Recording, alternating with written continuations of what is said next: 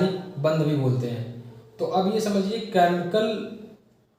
Chemical bonding, मतलब अब हमें क्या समझना है, बॉन्डिंग को समझना है। बॉन्डिंग को समझने के लिए सबसे पहले हमें क्या पता होना चाहिए, बॉन्डिंग किसके बीच में होगी। तो बॉन्डिंग जो है सबसे पहले हमें ये समझना है, हम जानते क्या है, हम जानते हैं एटम को और हम जानते हैं मॉलिक्यूल को।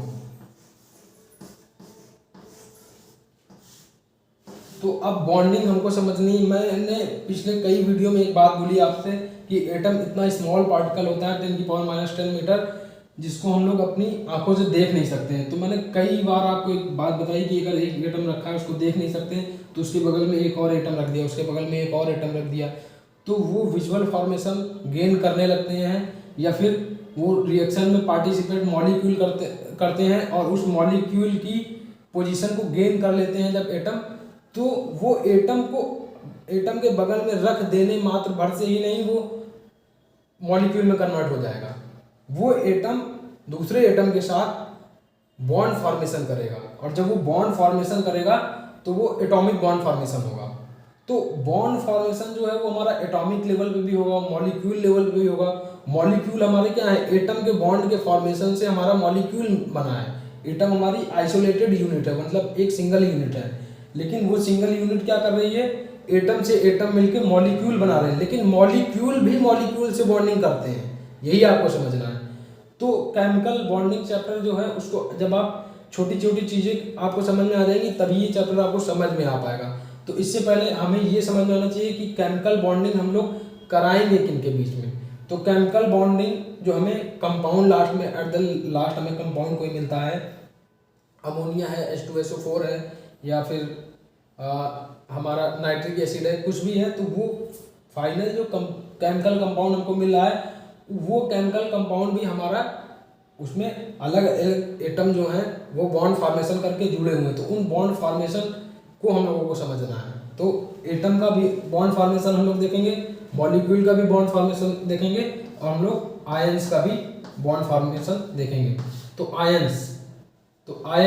आयंस हमारे दो तरीके के होते हैं, शायद आपको पता भी होगा, कटायन और एनायन। तो अब समझिए कटायन और एनायन हमारे क्या होते हैं। सबसे पहले अगर आयंस आपको समझ में आते हैं, क्योंकि यहाँ पे बेसिक को अगर आप कवर कर लोगे तो केमिकल बॉन्डिंग आपको समझना बहुत आसान हो जाएगा। तो सबसे पहले एनायन जो है हमारा समझिए क्या है और कटायन क्या है। तो देखिए आयन हमारे होते क्या है, सबसे पहले ये समझते हैं। अभी तक हम लोग ये जानते थे सोडियम होता है Na, ये एक एटम है, लेकिन सोडियम को Na+ भी लिखा जाता है, आपने भाई बहुत बार देखा होगा। या फिर क्लोरीन है तो इसको Cl- भी लिखा जाता है, और मैग्नीशियम Mg को Mg++ भी कई बार लिखा जाता है। तो ये तो हमको समझ में आता है, ये हमारे एटम है, ये हमारे एटम है, ये हमारे एटम है, और ये हमारे क्या है, ये हमारे उस एटम का आयन है। मतलब सोडियम के एक परमाणु का रिप्रेजेंटेशन उसके आयंस में होगा, Na+ के फॉर्म में होगा। तो ये आता कहाँ से है, यही चीज़ की आज हम लोग यहाँ पे डिस्कशन करने वाले हैं। तो अब ये हमारे साइन हमारे जो आ रहे हैं इस पे पॉजिटिव भी आ रहा है और निगेटिव भी आ रहा है, पॉजिटिव भी आ रहा है और निगेटिव भी आ रहा है। तो किस पे पॉजिटिव साइन आता है, किस पे निगेटिव साइन आता है, ये साइन आता कहाँ से है, इसकी आज हम लोग स्टडी अगर यहाँ पे कर लेंगे तो हमको आयन समझ में आ जाएंगे। आयन हमारे कटायन और एनायन होंगे, जिसको हम लोग हिंदी में क्या बोलते हैं, धनायन और ऋणायन। आयन हमारे धन आयन, जिसमें धन आवेश होगा उसको धन आयन बोलेंगे, और जिसके ऊपर ऋण आवेश होगा, माइनस चार्ज होगा उसको ऋण आयन बोलेंगे। तो उसी तरीके से देखिए एन आयन जो होता है हमारा, सबसे पहले ये समझिए ए क्या कह रहा है, ये समझना है सिर्फ इस चीज को।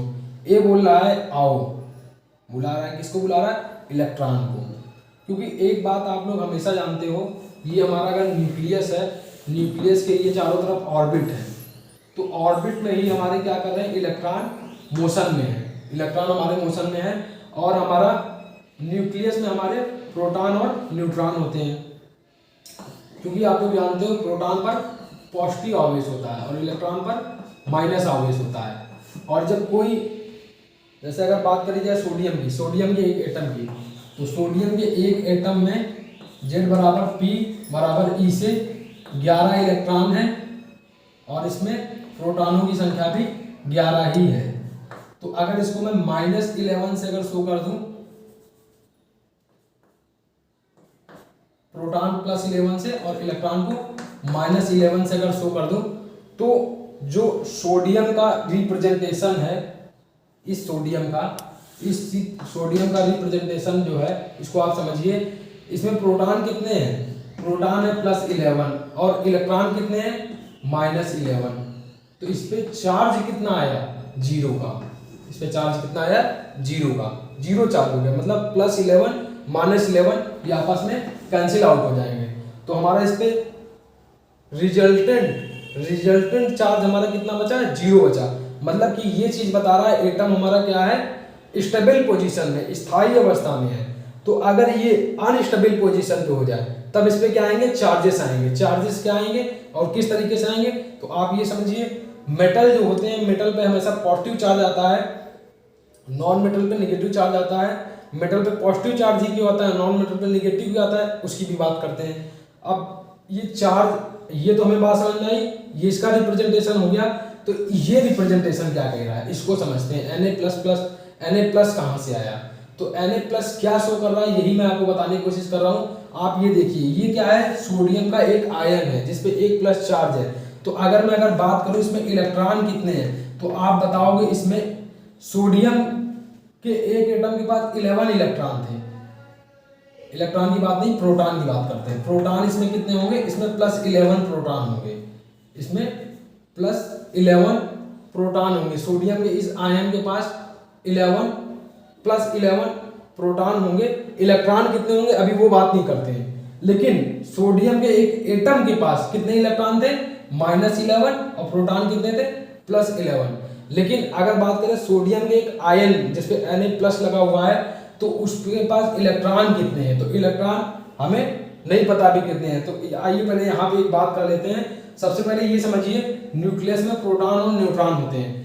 तो प्रोटॉन और न्यूट्रॉन कभी भी न्यूक्लियस से बाहर नहीं करे जा सकते, मतलब it is very complicated process.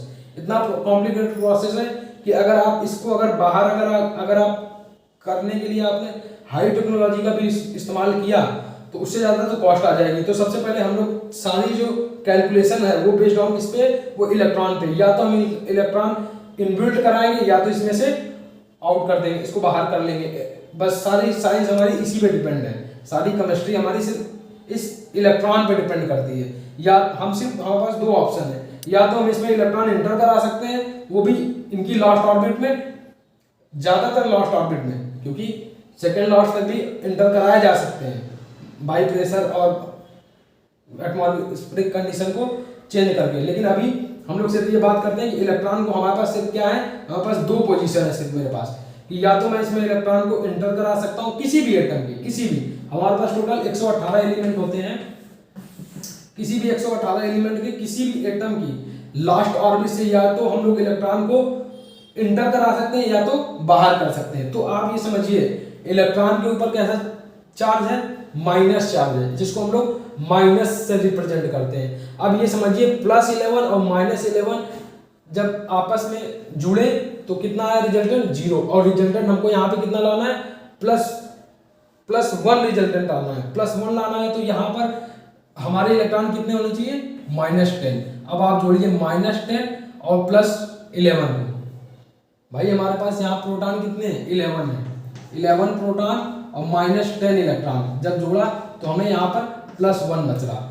मतलब कि अगर Na+ लिखा हुआ है तो ये चीज बता रहा है कि सोडियम के एक परमाणु के अंतिम ऑर्बिट जो है, जो लास्ट ऑर्बिट है, उसमें से एक इलेक्ट्रॉन आउट हो गया है।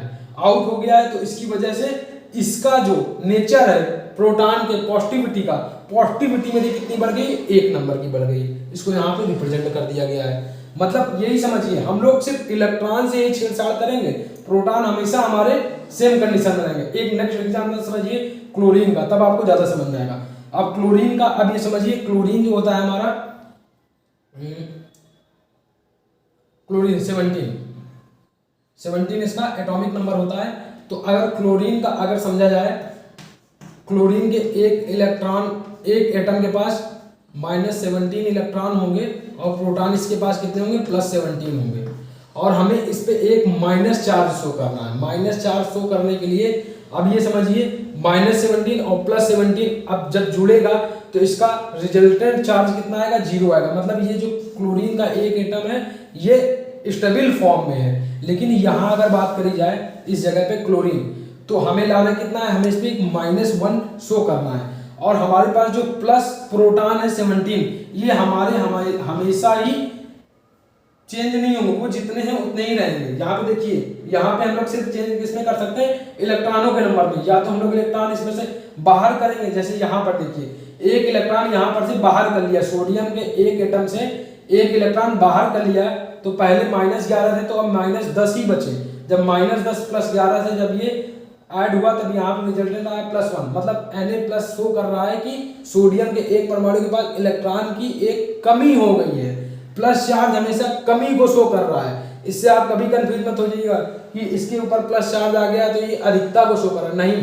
क्यों? क्योंकि देखिए यहाँ पर वो किस चीज की अधिकता को शो कर रहा है, वो प्रोटॉन्स की अधिकता को शो कर रहा है। और किस चीज की कमी को शो कर रहा है, वो इलेक्ट्रॉन्स की कमी को शो कर रहा है। और इस चीज को ही प्लस और माइनस से डिफाइन किया जाता है। अगर कहीं पर अगर माइनस चार्ज अगर बढ़ेगा, यानी वहां पर इलेक्ट्रॉन की लास्ट ऑर्बिट में इलेक्ट्रॉनों की संख्या बढ़ेगी, तभी माइनस चार्ज वहां पे होंगे। देखिए बात समझिए, अब यहाँ पे -1 आया कैसे, देखिए यहाँ +17 क्या है, प्रोटॉनों की संख्या, जो कि बाई नेचुरल रहेंगे ही।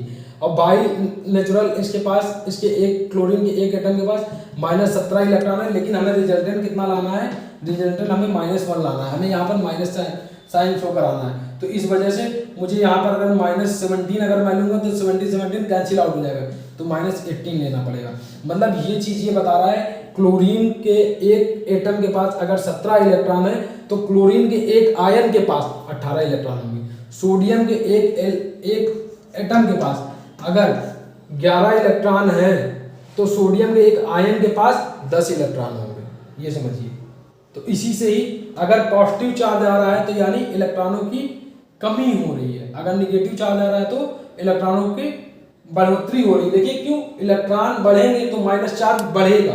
माइनस चार्ज अगर बढ़ेगा मतलब Cl- यानी क्लोरीन इसकी लास्ट ऑर्बिट में बढ़ रहा है। और अगर प्लस चार्ज अगर बढ़ेगा तो इलेक्ट्रॉन हमारे घट रहे हैं। तो अब यही, अब आइए बात समझते हैं कैटायन और एनायन क्या होते हैं। अगर इतनी बात आपको समझ आती है, सेम चीज Mg++ के साथ होगा, जो कि आप लोग कर लीजिएगा। इसमें ये 2 प्लस इसलिए लगे क्योंकि यहाँ पर 2 इलेक्ट्रॉनों की कमी हो रही है। यहाँ पर 2 इलेक्ट्रॉन, यहाँ पर 1+ यानी 1 इलेक्ट्रॉन की कमी हो रही है। यहाँ पर Cl- यानी 1 इलेक्ट्रॉन की अधिकता हो रही है। ये चीज शो कर रहा। तो अब समझते हैं हम लोग कैटायन और एनायन क्या होते हैं।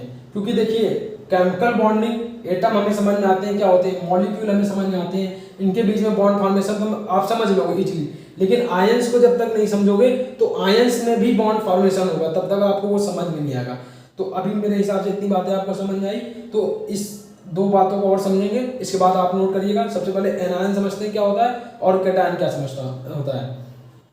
एनायन में देखिए क्या लिखा है, ए क्या बोल रहा है, आओ। ए क्या कर रहा है, बुला रहा है इलेक्ट्रॉन को, वो बुला रहा है कि इलेक्ट्रॉन आओ। मतलब the gain of electron by any atom is known as anion. मतलब वो क्या होगा, उसमें इलेक्ट्रॉन की अगर बढ़ोतरी हो जाएगी तो वो एनायन होंगे। मतलब क्लोरीन माइनस हमारा क्या है, एनायन है। और कैटायन क्या कर रहा है, to release electron, the tendency of to release electron. Electron को लॉस करने की जो टेंडेंसी होगी वो क्या देगी आपको, कैटायन बना के देगी। और इलेक्ट्रॉन को गेन करने की, ये क्या कह रहा है, आओ इलेक्ट्रॉन को बुला रहा है। तो जब इलेक्ट्रॉन आएगा हमारा, या फिर इलेक्ट्रॉन के गेन करने की जो प्रॉपर्टी होगी वो क्या बना के देगी आपको, वो एनायन बना के देगी। तो गेन करना मतलब क्लोरीन हमारा एनायन हो गया और सोडियम हमारा कैटायन हो गया, जिसको हिंदी में इसको बोलते हैं धन आयन, क्योंकि इस पर पॉजिटिव चार्ज आ रहा है। इसको बोलते हैं रेड आयन। तो रेड आयन हमारा कौन से होगा, जो इलेक्ट्रॉन को गेन कर रहे हैं, ये हमारे रेड आयन हो गए। और ये हमारे धन आयन हो गए। हिंदी मीडियम में धन आयन और रेड आयन, और इंग्लिश मीडियम में कैटायन और एनायन।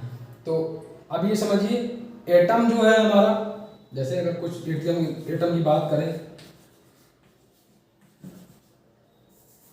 सोडियम, मैग्नीशियम, एल्युमिनियम और मान लीजिए सिलिकॉन, 11, 12, 13, 14। तो इसमें इलेक्ट्रॉन भी 14 हैं और प्रोटॉन भी 14 है। और इसमें इलेक्ट्रॉन 13 है, इसमें प्रोटॉन भी 13 है। तो ये क्या है, इसके स्टेबल फॉर्म को शो कर रहा है, ये आयंस के फॉर्म को नहीं। आयंस हमेशा अनस्टेबल नहीं होते हैं, ये बात कहना गलत होगा। आयंस स्टेबल फॉर्म को गेन करने, एटम के और स्टेबल फॉर्म को गेन करने के लिए वो आयंस में कन्वर्ट हो रहे हैं। ये चीज़ें जब केमिकल बॉन्डिंग में हम लोग अंदर धीरे धीरे बढ़ेंगे तब चीज़ें समझ में आएगी। अभी इस वीडियो के माध्यम से हमने ये समझा कैटायन क्या होते हैं और एनायन क्या होते हैं, और मुझे लगता है कि ये चीज़ आपको समझ में आ गई। तो आप इसमें से आपको जितनी चीज़ें अभी समझ में आई आप इसको नोट कर लीजिए। एक बार मैं आपको फिर से रिवाइज करा देता हूँ। देखिए, मैंने सबसे पहले बताया एटम क्या होते हैं, फिर बताया मॉलिक्यूल क्या होते हैं, फिर बताया एनायन क्या होते हैं। एनायन में कैटायन और एनायन, हिंदी में इसको बोलते हैं धनायन, इसको बोलते हैं ऋणायन। और धनायन और ऋणायन हमारे किस तरीके से बनते हैं, वो इलेक्ट्रॉन को गेन करेंगे तो वो हमारे ऋणायन बनाएंगे या फिर एनायन बनाएंगे। जो हमारे एटम इलेक्ट्रॉन को रिलीज करेंगे, the tendency of to release electron, इलेक्ट्रॉनों को प्रत्याग करने के गुण को धनायन बोलते हैं। तो वो चीज़ हमारे किसको बताएगी, कैटायन को बताएगी, धनायन कैटायन। और उस चीज़ को समझाने के लिए मैंने आपको बताया कि न्यूक्लियस में हमारे क्या प्रेजेंट होते हैं, प्रोटॉन प्रेजेंट होते हैं, जिसको हम लोग अंदर बाहर नहीं कर सकते। मतलब प्रोटॉन हमारे फिक्स ही होते हैं, वो हमेशा न्यूक्लियस के अंदर ही होंगे। तो हम लोग किसको गेन और लॉस कर सकते हैं, वो हम लोग कर सकते हैं इलेक्ट्रॉन के साथ। तो इलेक्ट्रॉन को ग्रहण किया जा सकता है या प्रत्याग किया जा सकता है। तो उसकी मदद से मैंने यहाँ पर आपको शो करने की कोशिश किया कि जब हमारे इलेक्ट्रॉन और प्रोटॉन सेम होंगे तो चार्ज हमारा जीरो होगा, जो कि हमारा एक एटम का चार्ज को शो करता है, स्टेबिलिटी को शो करता है। वही हमारे अगर नंबर ऑफ इलेक्ट्रॉन अगर घटेंगे, ये देखिए घट गए, यहाँ 11 थे 10 हो गए, तो उस कंडीशन में हमारा प्लस चार्ज आया रिजल्टेंट। यहाँ पर प्लस 11 प्रोटॉन थे, प्लस 11 से माइनस 10 कैंसिल आउट होगा तो प्लस 1 बचेगा, तो इसमें प्लस चार्ज दिखा दिया जाता है, जो कि बता रहा है इलेक्ट्रॉन की कमी हो रही है। यानी बोला भी जाता है धातुओं का नेचर होता है इलेक्ट्रॉन प्रत्याग करने का गुण धातुओं में सबसे ज़्यादा होता है। ये सब मेटालिक नेचर के होते हैं, एस ब्लॉक के एलिमेंट, पी ब्लॉक के एलिमेंट, पी ब्लॉक में हालांकि नॉन मेटेलिक भी होंगे। तो उन सब चीज़ों को अभी हम लोग पीरियोडिक टेबल में जब एंटर करेंगे तब उसको और स्टडी करेंगे। फिर हमने कैटायन एनायन को देखा, फिर हमने यहाँ पर इस चीज़ की बात करी, प्रोटॉन पर प्लस चार्ज होता है, इलेक्ट्रॉन पर माइनस चार्ज होता है। इसी वजह से 11 नंबर जो था उसको प्लस साइन से शो किया, और जो 11 नंबर हमारे इलेक्ट्रॉन के थे उसको माइनस साइन से शो किया, कैंसिल आउट करके दिखाया। यहाँ पर भी कैंसिल आउट करा तो +1 रिजल्टेंट मिला, और जब यहाँ पर कैंसिल आउट करा तो -1 रिजल्टेंट मिला। तो इसी तरीके से जब आप देखेंगे जो अधातुएं होती हैं वो हमारी ऋणायन बनाएंगी, वो हमारी एनायन बनाएंगी, जो धातुएं होती हैं वो हमारी धनायन बनाएंगी। अब इनके बीच में भी क्या होगा, बॉन्ड फॉर्मेशन होगा। उस बॉन्ड को आयनिक बॉन्ड बोलते हैं, और वो हालांकि एक बॉन्ड नहीं होता है, उनके बीच में एक इलेक्ट्रोस्टैटिक फोर्स होता है। उस फोर्स को समझाने के लिए पहले इसको समझना जरूरी था।